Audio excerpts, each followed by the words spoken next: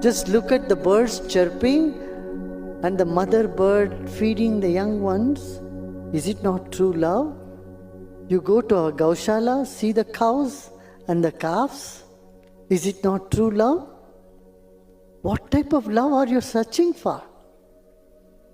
Nature loves you, that's why the breath is going in and out of you. Even when you are sleeping, you are doing nothing. Air loves you, so it goes into you, comes out of you and keeps you alive. The planet is keeping you alive. Is it not loving you? Come on. Don't say this is all false love. This entire creation is filled with love because there is truth there. You fall in love with somebody, you have expectation from them, and they don't fulfill your expectation, then you drop out of love. This is not love. You are bartering love for your comfort. This is love barter system. It's not going to work. Do not doubt the love. You should doubt the hatred. You should doubt the anger. You should doubt negativity. We think negativity is the real, suffering is real, but joy, happiness, love is all unreal. It may appear like that when you are too stressed. Yeah, when you are so entrenched in misery, then even talking about quietness, peace appears to be something impossible. Right?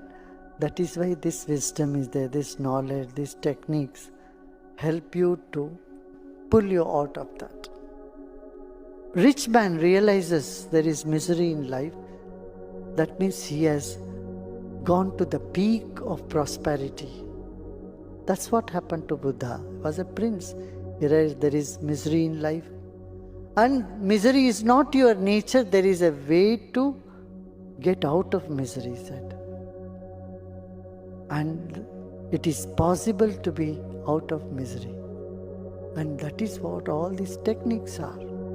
So when you are taught meditation, it is for you to get out of the sorrow, misery, that you find it so real. Then you come to a place and see this is all my own illusion. My mind made me miserable. It is the mental thing that I was holding on about others into my mind. The grudge, rage, anger, jealousy. So I became miserable. So seeing life from a broad perspective, from a broad angle lens, wide angle lens, you find life is not miserable. It is love, it is joy. What you're referring to as love is basically the sweetness of your emotion. You sit here, you could feel love about somebody who is not even here. So it's got nothing to do with anybody. It is just the sweetness of your emotion. Now is your love affair, your ability to love, is it on self-start or is it on push-start? Once a human being becomes more and more aware of his own nature, he understands to experience love, to experience blissfulness, to experience ecstasy, even to experience orgasmic ways of life, you don't need anybody actually. If you just sit here, you can make it happen within yourself. Because after all, it's your body, it's your mind, it's your emotion, it's your chemistry, and you are the one who is creating all the experiences of your life. Because people are not conscious of this, that you are the maker of your life, you are the one who is doing your life the way you want it. Most people still believe that their experiences are being shaped by people and situations around them. But that's not true. Human experiences are 100% self-created, 100%. So if it's self-created, right now if you sit here, would you choose to maintain sweetness of your mind, sweetness of your body, sweetness of your emotion, sweetness of your energy, or would you like something bitter? Sweetness. So you would naturally be loving. It doesn't take anybody. So a relationship, when you see a man and a woman, you're talking about a relationship. Because there are other aspects to it. There may be a social angle to it, there may be a physical angle to it, there may be a psychological angle to it, there may be an economic angle to it. The variety of other things to fulfill in a relationship. We form relationships with variety of people in our lives. You have business relationships, you have personal relationships, you have professional relationships. So, relationships we form basically to fulfill different types of needs or to fulfill somebody else's needs, whichever way it is. That is a relationship.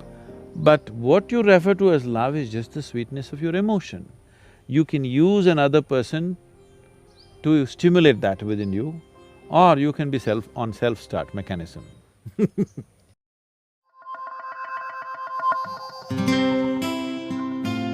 See, what is this need for love in a human being? Constantly, a human being is longing to be something more than what they are right now. The thing is, you want to include something which is not a part of you as yourself, that is the whole effort. If it happens emotionally, on the emotional level, if you try this, we call this a love affair. You're trying to make somebody who is not a part of you, a part of yourself, emotionally. This is a love affair. If you do it consciously, we call this yoga. Yoga means union. Love is not a relationship. Love is a certain sweetness of your emotion. Whether you look at a tree, or a dog, or a man, or a woman, or a child, or just at the sky, why can't you look at it lovingly? Because it's not about loving the sky, it's about the sweetness of your emotion. If you're willing, you can become love, you can make your emotion into a very sweet space. Love is not something that you do, it is something that you can become.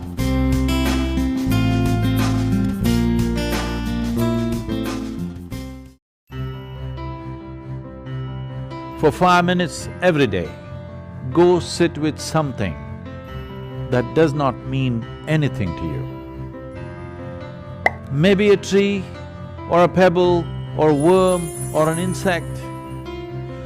After some time, you will find you can look upon it with as much love as you hold for your wife, husband, mother, child, or dog. Maybe the worm does not know this, the insect does not know this. That does not matter. If you can look at everything lovingly, the whole world explodes into a beautiful phenomena for you. You realize love is not something that you do, it is the way you are.